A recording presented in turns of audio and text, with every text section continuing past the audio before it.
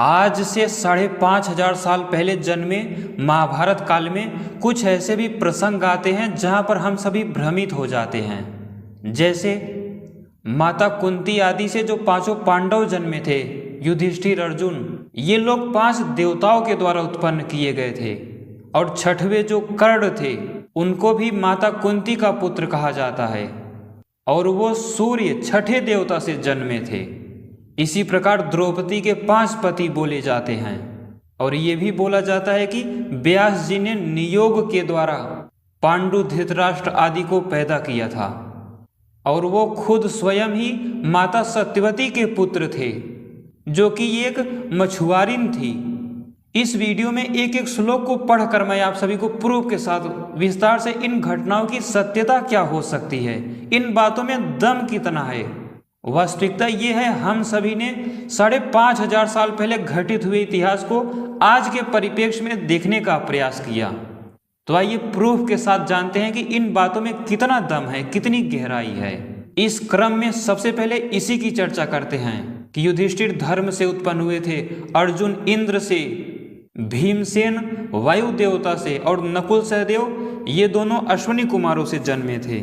अगर आप सभी आदि पर्व अध्याय 1 श्लोक 114 से 15 देखोगे तो धर्मस्य वायोः शक्रस्य देवयोः अश्विनो स्तुभि जुहाव सुत वांछया आश्रमेषु च। इसका यही मतलब है, महाराज पांडु जब राज्य को छोड़ दिया, दोनों पत्नियों के साथ वन में चले गए आश्रमों में रहने, तो वहां पर कुंती ने और माद्री ने देवों की स्तुति की पुत्र की इच्छा से।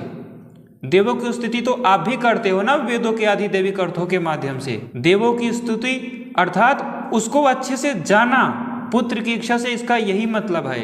किस समय में ये बातें बोली जा रही हैं, ये महत्व की बात होती है। ये बोली जा रही हैं एक श्रेष्ठ युग में, जो पवित्रता का सबसे अच्छा युग था।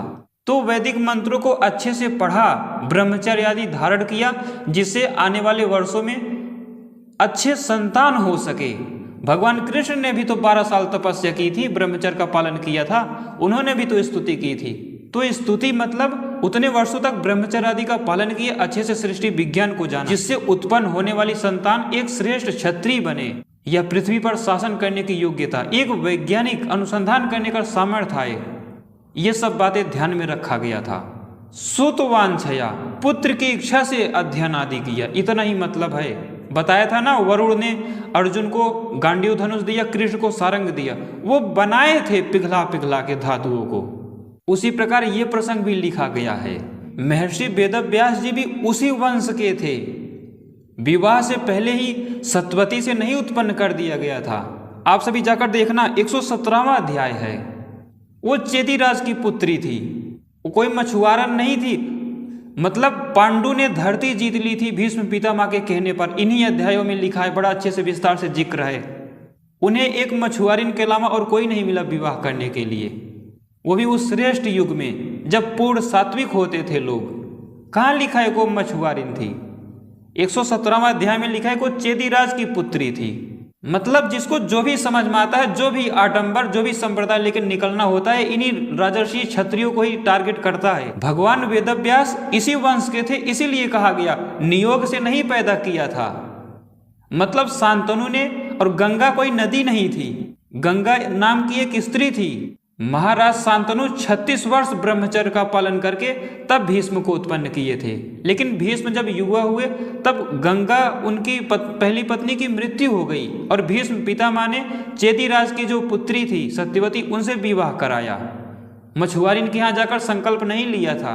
आप सभी इसी अध्याय में देखोगे तो शांतनो अन्यो द्वौ पुत्रो बभूवतु, जैसे भीष्म को उत्पन्न किया था 36 वर्ष ब्रह्मचर्य का पालन करके, वैसे ही माता सत्यवती से 2 पुत्र और उत्पन्न किए।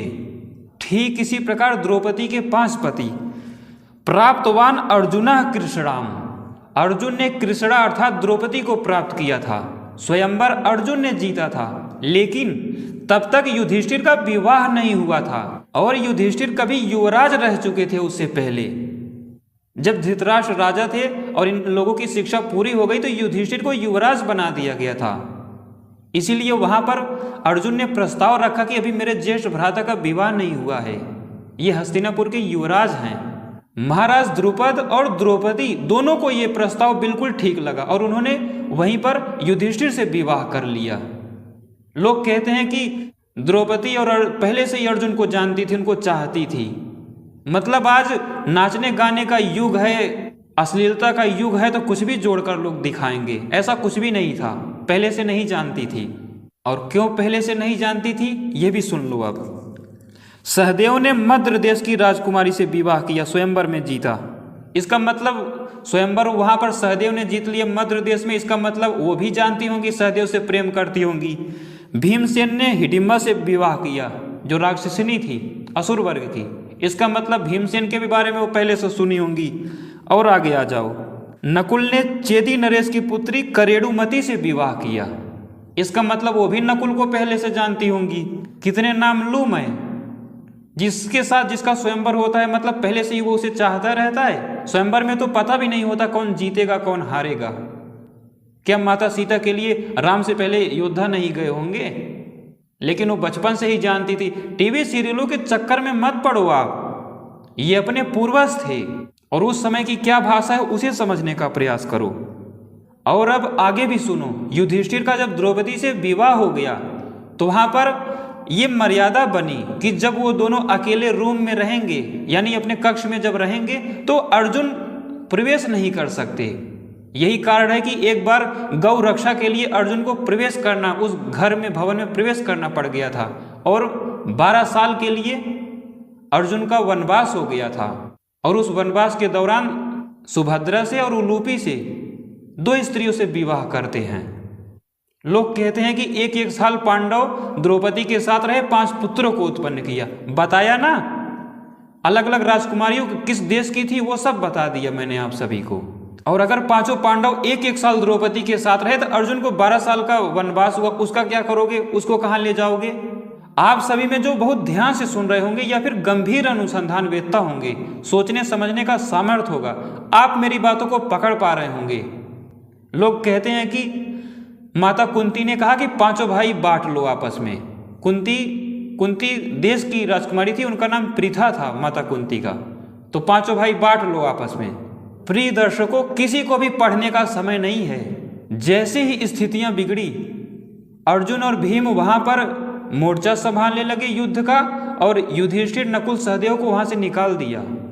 नकुल सहदेव को इसलिए भी निकाल दिया क्योंकि वो दोनों छोटे थे और एक तो दूसरी माता के पुत्र थे, तो वहां पर पहला धर्म था। युधिष्ठिर को इसीलिए कहा कि यहां से आप चले जाओ क्योंकि वो इनसे बड़े थे, युवराज थे, कभी राजा बनते, तो उनकी भी सुरक्षा जरूरी थी। उन दोनों ने स्थितियां संभाली वहां पर।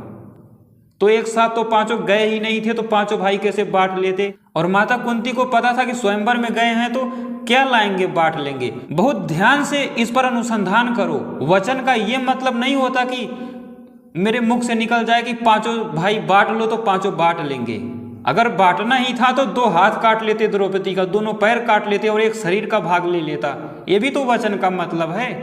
महाभारत में कहा क्या जा रहा है और 5000 साल पहले की सोच क्या थी, ये समझने लायक है।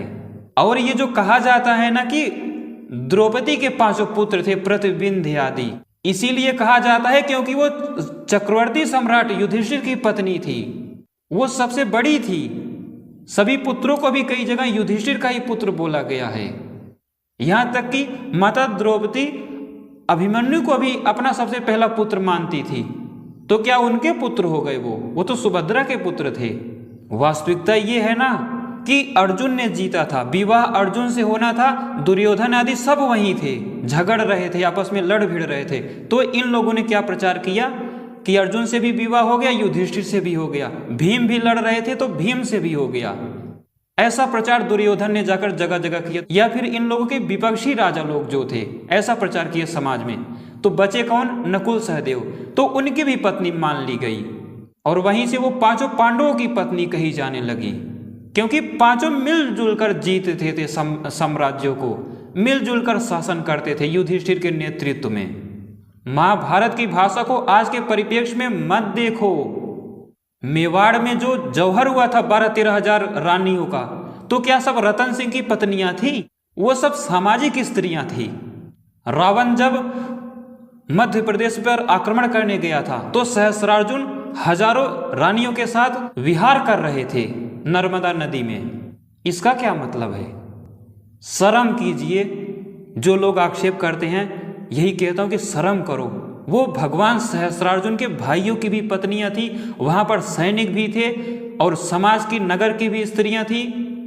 रावण को ऐसे नहीं जाते सीधे पकड़ लेते हैं, सैनिकों का भी युद्ध होता है। इसी तरह महाराणा प्रताप के 13 विवाह हुए थे। अब अनुसंधान करने वाले कहते हैं अरे नहीं, 2 ही विवाह हुआ था। वो जो 13 पत्नियां या और भी बच्चे महाराणा प्रताप के बताए जाते हैं ना, वो उनके भाइयों के भी बेटे थे। राजा होने से उनके भी बेटे कहे गए, पूरे घराने के लोग।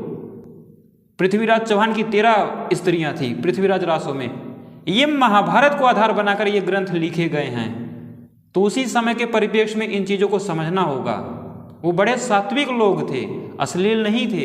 हम लोग भ्रमित हो जाते हैं। जैसे आप सभी ने सुना, इंद्र आदि को वेदों के माध्यम से, आदिदेविक के माध्यम से समझने का प्रयास किया कुंती ने, मंत्रों का आवाहन किया, अच्छे से समझा, सीखा, जिससे आने वाली संतान श्रेष्ठ हो। वैसे ही सूर्य का भी जिक्र आता है, जगह जगह कर्ण के पिता का नाम लिखा है। कुंती का इसीलिए बताया गया क्योंकि उसके अंदर छात्र गुण था। उनका कोई भाई नहीं था। वो अश्लीलता का युग नहीं था। हम सभी भ्रमित हो गए।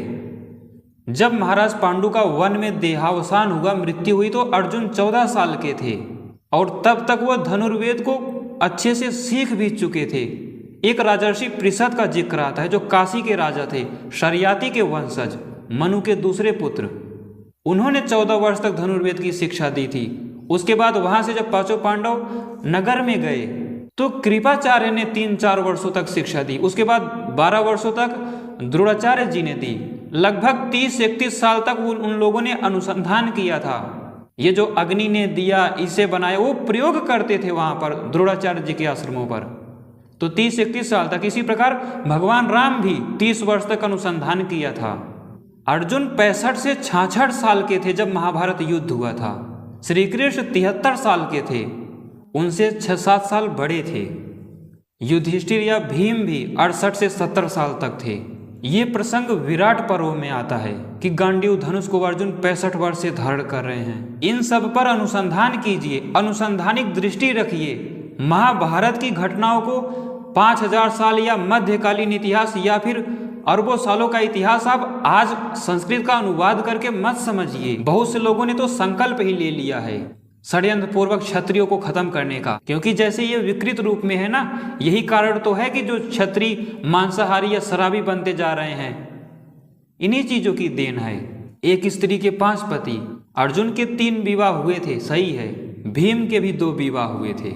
ये सब जानकारियां सही है, लेकिन उस समय को आज के परिप्रेक्ष्य में मत देखो और इन ग्रंथों पर अनुसंधान करने की जरूरत। हालांकि जितनी जितनी घटनाएं लगभग मैंने सब बता डाली। न रामायण में अब कुछ बचा है, न महाभारत में इतिहास के परिप्रेक्ष्य में जो मिलावट आदि हो, लगभग सब बता दिया।